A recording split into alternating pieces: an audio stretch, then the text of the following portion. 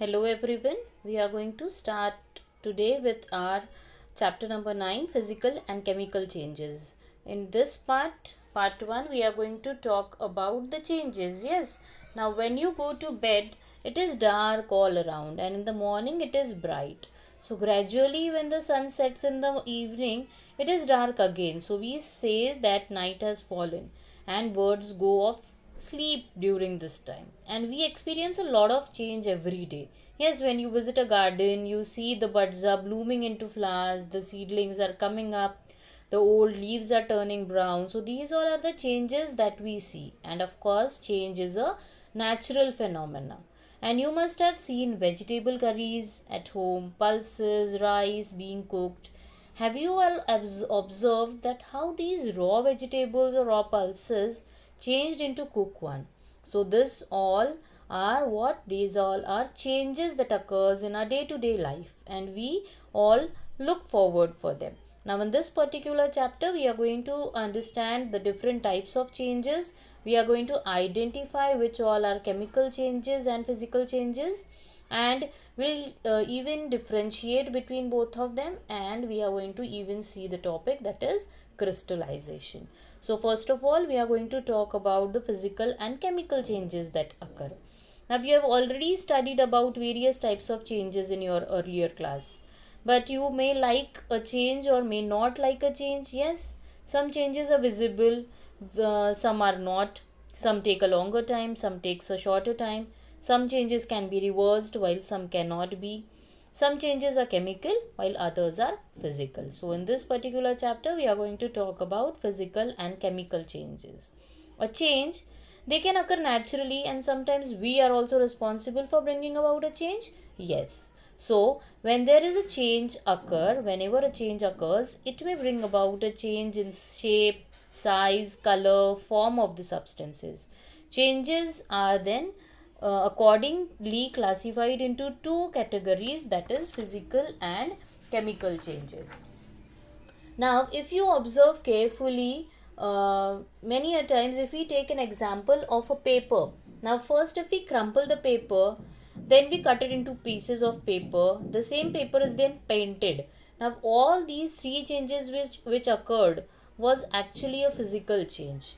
But when we burn the same piece of paper, we won't get the original product back, and therefore a burnt paper is a chemical change. So whenever we say there is a change, when there is a change in shape, size and color, we call it as a physical change, where we can get the original thing back. But when we are burning a certain thing, this cannot be reversed back, or we cannot get the original thing back, and therefore it is known as a chemical change. Now here in the slide you can just see that the first picture shows us the wooden log is being cut into two pieces. Okay, so we can get the original piece. Of course the size and the shape of the log has changed, but we even still have the wooden log with us. But in the next picture where a chemical change is being shown, it's been burned and we cannot get the original product back, and so it's known as a chemical change. So this is the basic difference, that when we carry out physical change, we call it as only the shape, size and color of the product is being changed. But when we are talking about a chemical change, a totally altogether, we can call it as a different substance is being formed. That is, carbon dioxide and ashes are being formed after we burn the thing, and therefore it is known as a chemical change. So when chemical change is happening, a new substance is being formed. But when we are talking about physical change, there is no new substance being formed. So the basic difference we can talk about is that physical changes, no new substance is formed, and it can be reversible. Okay, physical change is known as a reversible change, but chemical change, we almost get a new substance being formed, and it is mostly irreversible in nature. Okay, so these all were the basic things that we discussed. Then the next is the chemical change we are going to talk about. Okay, now you might have seen these chemical change in our day-to-day life, where the butter, it's been melted.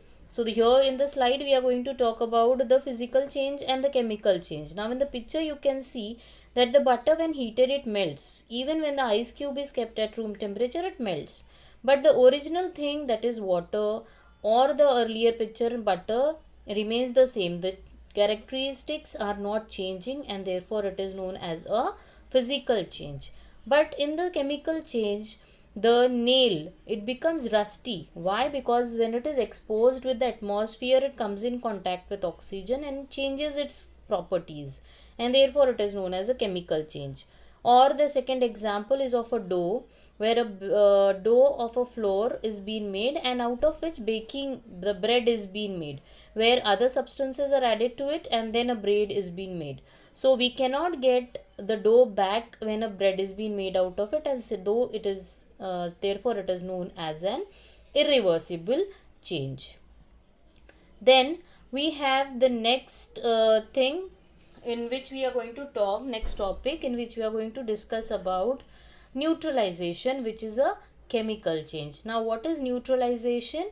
When you mix baking soda, which is a base, with an acid such as vinegar or lemon juice, then it fizzes out. This is because when both of them are interacting with each other and a chemical reaction takes place, and carbon dioxide has been evolved out with effervescence, and even the temperature increases. So this reaction where the acid and base mix together to form salt and water is known as neutralization reaction, and this is a chemical change where a totally new substance is being formed. So this was all about our process. The next topic which we are going to talk about is the displacement reaction.